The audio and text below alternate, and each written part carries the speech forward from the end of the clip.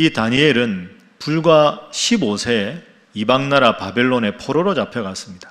여러분 15세라면 지금 나이로 중학교 2학년입니다. 중학교 2학년 나이에 포로로 잡혀가서 그 어려운 시기를 살았지만 본문을 자세히 읽어보면 이 이방나라의 포로로 잡혀갔던 이 다니엘은 하나님의 은혜로 이방나라의 4명의 통치자가 바뀌는 그 기간 동안에 무려 60년 이상 가장 높은 고위직에서 형통한 삶을 살아가게 됩니다. 어떤 삶을 살았기에, 어떤 삶의 태도를 가졌기에 그런 인생을 살아갈 수 있었을까? 오늘은 그 첫 번째 시간으로 15세 이방인 포로 다니엘이라는 제목으로 말씀을 살펴보도록 하겠습니다. 자, 먼저 다니엘이 경험했던, 살았던 시대가 어떤 시대인가? 끔찍하고 암울한 시대였습니다. 여러분 나눠드린 속지에도 제가 첫 번째 단락에 써두었습니다. 옆에 놓고 참조하시면 되겠습니다. 자, 오늘 본문 말씀을 한번 분석을 해볼까요? 1절 말씀의 시대적 배경이 드러납니다. 화면 보시면 유다 왕 여호야김이 다스린 지 3년이 되는 해에 바벨론 왕 느부갓네살이 예루살렘에 이르러 성을 에워쌌다. 여호야김은 유다의 거의 멸망하기 직전의 왕이었습니다. 이 여호야김 왕이 유다를 다스릴 때 하나님께서 보내신 예언자가 있었는데 그 예언자가 예레미야 예언자였습니다. 하나님께서 예레미야 예언자에게 말씀하셨습니다. 여호야김 왕에게 이르라, 너희는 애굽을 섬기지 말고 새롭게 신흥강대국으로 떠오르는 바벨론과 유화 정책을 펴서 친하게 지내라. 하나님께서 예레미야를 통해서 이렇게 말씀하셨습니다. 그런데 이 여호야김 왕은 하나님의 예언자의 말씀을 거스렸습니다. 자신의 생각대로 애굽과 계속해서 화친 정책을 펼칩니다. 그런데 이 애굽과 이 바벨론이 큰 전쟁을 하게 됩니다. 그런데 바벨론이 승리하지요. 바벨론 왕 느부갓네살이 승리하고 보니 자기와 화친 정책을 펼치지 않고 적국이었던 애굽의 편에 서 있던 작은 나라가 있었습니다. 그 작은 나라가 남유다였습니다. 그러니 적군의 편에 섰던 남유다를 가만히 둘 리가 없습니다. 수도인 예루살렘을 겹겹이 에워싸고 바벨론 왕 느부갓네살이 예루살렘을 침공하고 남유다를 함락을 시키게 됩니다. 여러분, 하나님의 예언자를 통해서 분명히 여호야김 왕에게 바벨론과 화친을 하라고 말씀하셨는데 지도자가 하나님의 말씀을 거역합니다. 지도자가 하나님 앞에 바로 서지 못했을 때 온 국민들이 큰 피해를 입는 것을 오늘 본문 1절은 우리에게 소리 없이 고발하고 있습니다. 그때 수많은 사람들이 이제는 나라가 멸망했으니 포로로 잡혀갑니다. 그때 포로로 잡혀갔던 사람 중에 하나가 다니엘입니다. 다니엘 나이가 15살 때, 시기로 하면 기원전 605년입니다. 이 사실을 성경은 2절에서 이렇게 기록하고 있습니다. 화면 봅니다. 주께서 유다 왕 여호야김과 여호와의 전 그릇 얼마를 그의 손에 넘기심에 바벨론 왕 느부갓네살이 그것을 가지고 신할 땅 자기 신들의 신전에 가져다가 그 신들의 보물 창고에 두었더라. 여러분 2절에 주목하십시오. 한번 따라해 보시오. 주께서 넘기심에.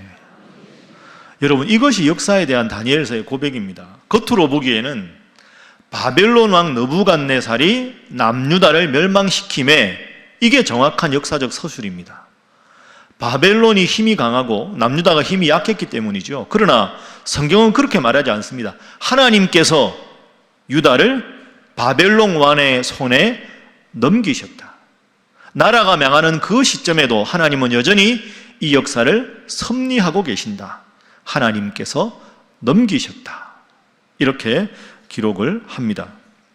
모든 우리 눈에 보이는 역사의 배후에는 하나님께서 친히 섭리하고 계시다. 때로는 나라가 멸망하고 내 인생이 정말로 힘들고 어려운 그 순간에 와도 그 순간에 하나님은 나를 버리신 것이 아니라 하나님의 특별하신 뜻에 의해서 그렇게 지금 역사를 운행해 나가신다 하는 고백이 바로 2절입니다. 자, 이 어려운 시기에 다니엘은 어떤 존재였는가 한번 살펴보겠습니다. 다니엘은 탁월한 청소년이었습니다. 15살이니까 청년이 아니라 청소년이라고 하는 게 맞겠지요. 자, 다니엘의 가문을 봅니다. 3절에 잘 나와 있습니다. 바벨론 왕 느부갓네살이 말하지요. 환관장, 최측근 신하입니다. 아스부나스에게 명령합니다. 내가 남유다를 멸망시켰으니 남유다 이스라엘 자손 중에서 왕족과 귀족들, 그 중에서 누구냐? 4절 보십시오. 흠이 없고 용모가 아름답고 모든 지혜를 통달하고 지식에 통달하고 학문에 익숙해서 내 왕궁에서 함께 지낼 만한 엘리트 청년들, 청소년들을 데리고 오라. 내가 그들에게 갈대아의 학문, 이 바벨론의 모든 학문과 언어를 가르치겠다. 이렇게 명령을 합니다. 여러분, 바벨론이 식민지를 점점 개척하면 개척할수록 식민지의 아주 엘리트들, 왕족이나 귀족의 자제들이나 젊은 그들을 부릅니다. 그리고는 바벨론 왕의 궁전에서 머물게 합니다. 그래서 자신의 신하로 삼는 거죠. 가장 지혜로운 사람들이니까 왕의 핵심 참모가 되는 겁니다. 그리고 그들에게 많은 것을 가르쳤습니다. 4절 말씀해 보니까 갈대아의 모든 학문과 언어를 가르쳤다. 왕국의 정책 결정에 필요한 모든 것을 가르치게 합니다. 그리고는 그들의 지혜로 자신의 왕국을 굳건하게 구가하는 거죠. 그리고 그 식민지의 총독을 파견할 때는 이 자신들의 신하였던 엘리트들을 파견하는 겁니다. 그러면 그들은 바벨론 왕에게 은혜를 입었으니까 친바벨론 정책을 계속 펼쳐나갈 수밖에 없는 것이죠. 이것이 바벨론의 식민지 정책이었습니다. 그리고 그들에게 계속해서 특혜를 베풉니다. 5절 말씀에 보면 그들에게 왕의 음식과 왕의 포도주에서 날마다 쓸 것을 줍니다. 얼마 동안? 3년 동안. 여러분이 한번 다니엘이라고 생각해 보십시오. 이방 나라에 포로로 잡혀가서 비참하게 살 줄 알았는데 엘리트로 바벨론 왕 느부갓네살의 최측근 자리에서 모든 학문을 배우고 왕이 먹고 마시는 모든 산의 진미를 3년간 다 먹게 합니다.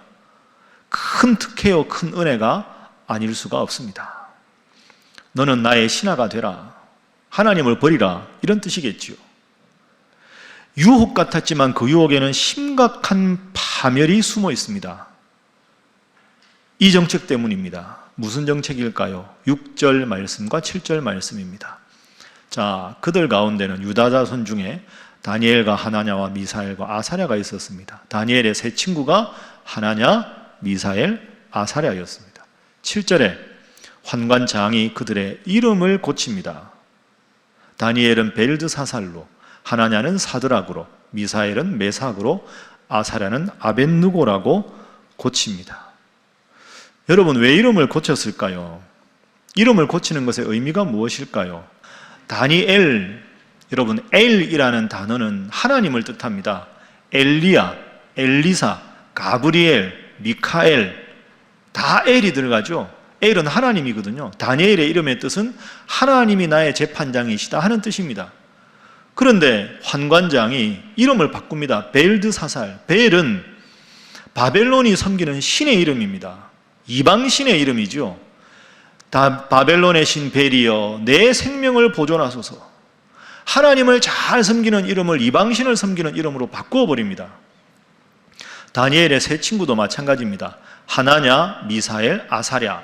단순히 이름만 바꾸는 게 아니라 이제 하나님을 버리고 이방신을 섬기라. 그것만 하면 너희들에게 이 왕궁에서 모든 권력과 왕의 모든 산의 진미와 모든 최고의 지식을 다 제공해서 너의 미래를 보장해 줄 것이다. 여러분이 다니엘이라면 어떻게 하시겠습니까? 아직 어린데 바벨론에서 죽을지도 모르는데 왕이 이런 최측근에서 엄청나고 파격적인 은혜를 베푸는데 여러분은 과연 그 유혹을 떨칠 만한 믿음을 가지고 계십니까? 자, 다니엘이 어떻게 했는지 지금부터 다니엘의 모습을 한번 살펴보도록 하겠습니다. 우리가 다니엘에게 배워야 할 점 몇 가지를 지금부터 살펴보겠습니다. 첫 번째로 오늘 본문을 통해 우리가 꼭 기억해야 할 것은 기독교인은 세상에 적응할 것이 아니라 구별된 존재로 살아야 한다 하는 겁니다. 여러분, 두 단어에 한번 주목해 보십시오. 한번 따라해 보시죠. 적응, 구별. 여러분, 적응한다 하는 것과 구별된다 하는 것은 다릅니다. 다니엘로 말하면 하나님을 섬기는 세상에서 이방신을 섬기는 바벨론이 왔으니 너도 이방신을 섬기는 이름을 가지고 그 이름에 합당하게 이방신을 섬기면서 적응하며 살아가라, 이걸 요구한 겁니다. 그러나 다니엘서를 쭉 읽어보면 결코 다니엘은 그 이방신을 섬기는 세상 문화에 적응하지 않았습니다. 구별되는 삶을 살았습니다. 설령 내 이름이 바뀌더라도 나는 여전히 하나님을 믿겠다, 이게 다니엘의 신앙이었습니다. 한 가지 여러분 꼭 다니엘서 읽으면서 주목해야 될 점 하나 일러드리겠습니다. 다니엘의 이름이 뭘로 바뀌었다고요? 벨드사살로 바뀌었습니다. 그런데 다니엘서를 쭉 읽어보면 다니엘을 이렇게 소개합니다. 객관적으로는 다니엘이라 벨드사살이라 이름하던 다니엘, 이렇게 말합니다. 벨드사살이라 이름하는 다니엘, 이런 표현이 다니엘서 전체적으로 8번 나옵니다. 그런데 그 8번 중에서 다니엘이 스스로를 부를 때 벨드사살이라고 부른 적은 단 한 번도 없습니다. 객관적으로 다니엘을 표현할 때 벨드사살이라 이름하는 다니엘이라는 표현이 8번 나오지만 무려 70번 이상 다니엘은 항상 스스로를 말할 때 나 다니엘은 이렇게 표현했지 단 한 번도 나 벨드사살은 이렇게 표현하지 않았습니다. 겉으로는 나의 이름을 바꾸더라도 바벨론 왕 느부갓네살이 나의 왕이라 할지라도 나는 마음으로는 하나님을 섬기겠다. 나는 여전히 다니엘이다. 하나님이 여전히 나와 함께 하시고 나는 하나님만을 섬기겠다. 이것이 다니엘의 기백이었습니다. 여러분, 이 점을 꼭 기억하십시오. 다니엘이나 우리나 하나님보다는 이방신을, 우리는 눈에 보이는 이방신은 아니지만 하나님보다 더 중요하게 돈이나 명예나 또 다른 세상적인 가치를 추구하는 그런 사람들과 더불어 살아가고 있습니다. 우리의 끊임없는 유혹은 그런 세상에 적응하라 하는 것이지요. 그러나 다니엘은 적응하기보다는 구별된 삶을 살았습니다. 점점 적응하면서 변질된 삶을 살아가기보다는 구별된 삶을 통해서 세상을 변화시키려는 삶을 살았습니다.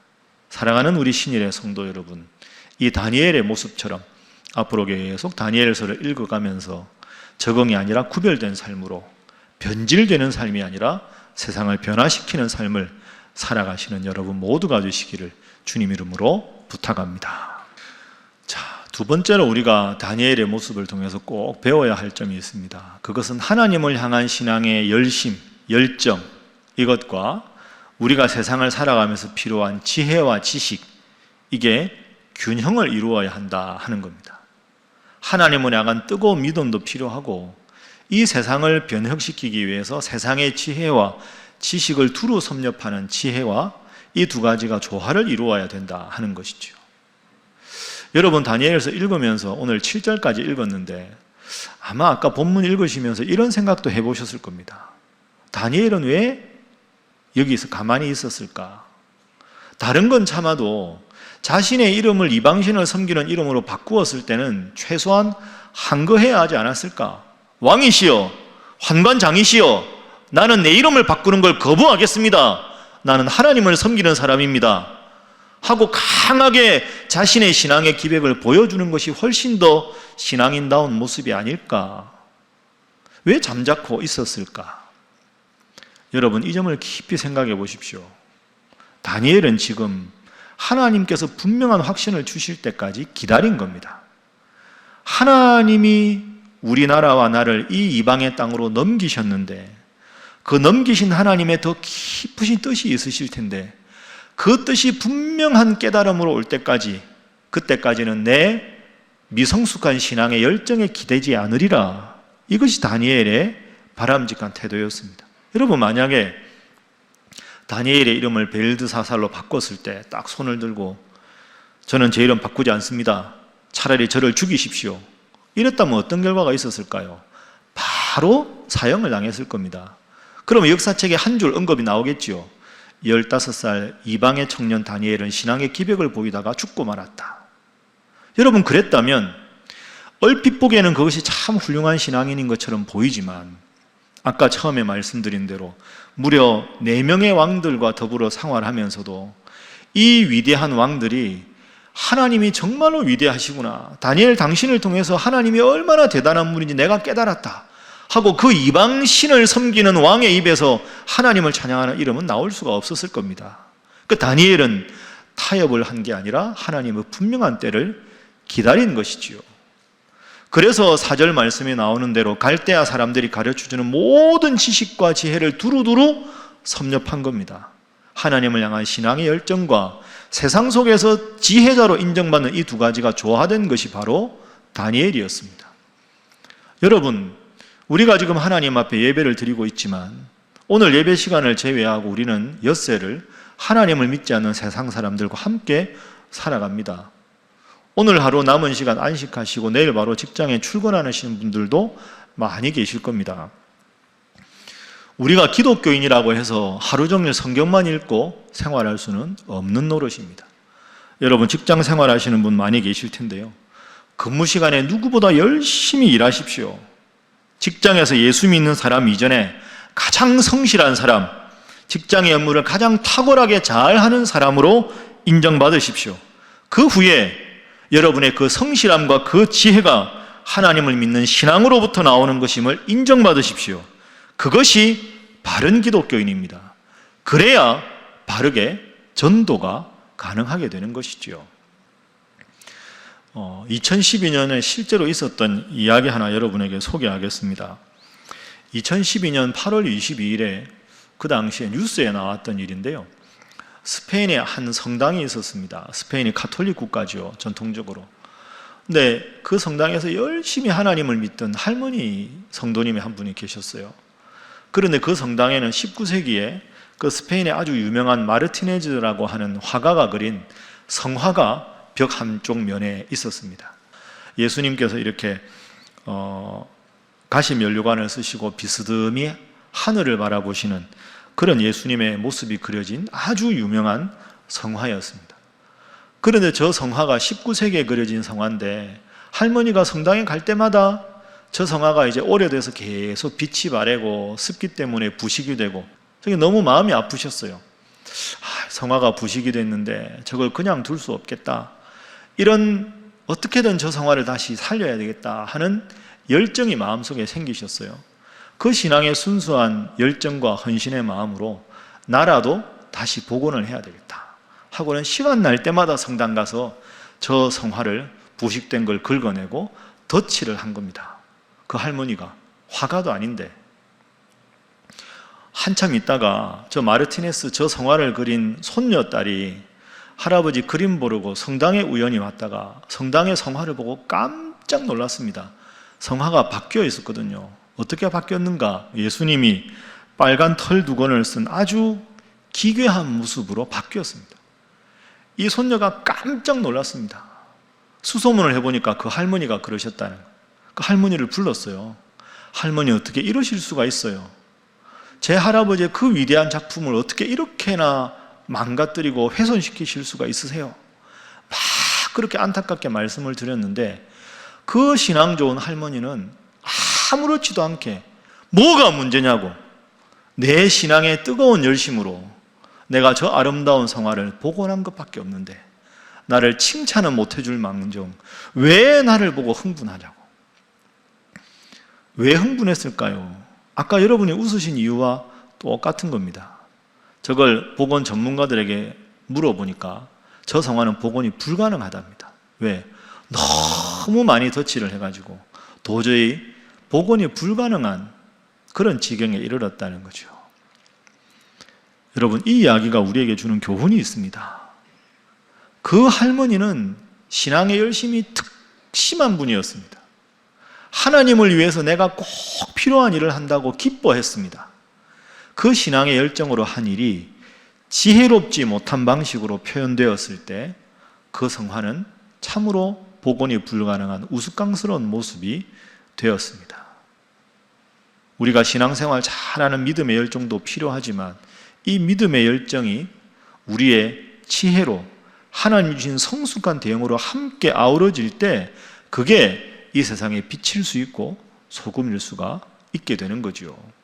열정만 앞세우다 보면 미성숙함 때문에 세상에 도리어 비난과 비탄을, 지탄을 받을 수가 있게 됩니다. 그래서 이런 말이 있지요. 열정은 사그러지기 쉽다. 열정이 있는 신앙인보다는 한결같은 신앙인이 되어야 한다. 여러분은 열정만 있는 신앙이 아니라 열정과 지혜가 조화된 한결같은 신앙인 다 되시기를 주님 이름으로 축복합니다. 자, 세 번째로 우리가 다니엘을 통해서 오늘뿐 아니라 앞으로 읽어가면서 꼭 기억해야 될 중요한 교훈은 하나님의 통치는 이방 군주의 궁궐 안에도 미치지 않는 곳이 없다 하는 겁니다. 하나님께서 이 역사를 주관해가는 방식은 이 예배당 안에만 국한되지 않습니다. 하나님을 잘 섬기는 나라에 있을 때만 국한되지 않습니다. 이방 나라에 하나님을 섬기지 않는 그 궁궐 속에도 하나님은 여전히 역사하신다. 그래서 앞서 2절 말씀처럼 하나님이 넘기셨다. 느부갓네살이 역사의 주인공이 아니라 하나님이 여전히 이 역사를 주관하신다. 그래서 다니엘의 훌륭한 점은 바로 이것입니다. 따라합니다. 이방 나라 왕궁도 나의 선교지다. 여러분 믿습니까? 이런 태도로 다니엘이 그 속에서 하나님의 뜻을 펼쳐나갑니다. 이방 나라 왕궁이라고. 다른 사람들은 하나님이 우리를 버렸다고. 이 바벨론 땅에는 하나님이 안 계신다고 비아냥거릴지 모르지만 이 이방 나라 궁궐도 하나님께서 나를 보내셨으니 이곳이 나의 선교지다.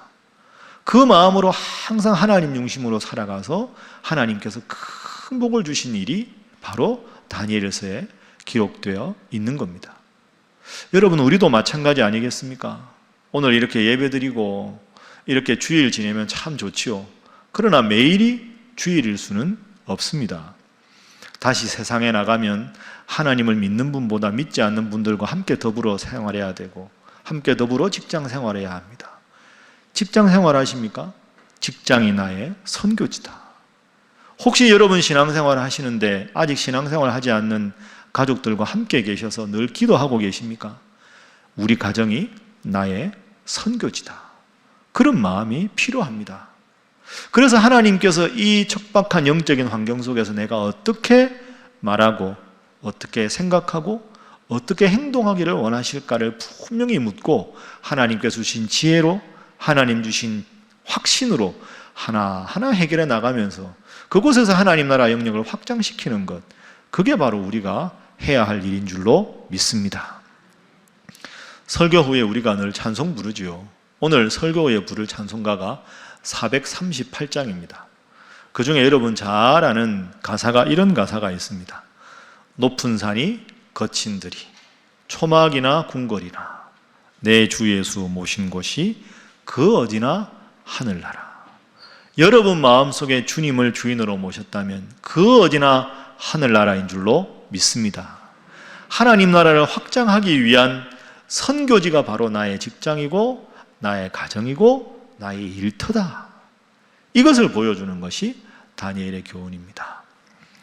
말씀을 정리합니다.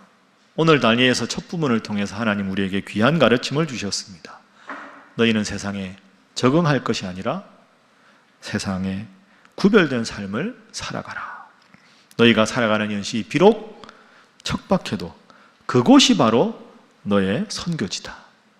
우리 사랑하는 신일교회 성도 여러분, 15살의 어린 나이에 이방 땅에 포로로 잡혀갔던 다니엘이었지만 하나님을 믿는 신앙에 바로 섰을 때 하나님은 다니엘을 우뚝 형통한 길에 세워주셨습니다.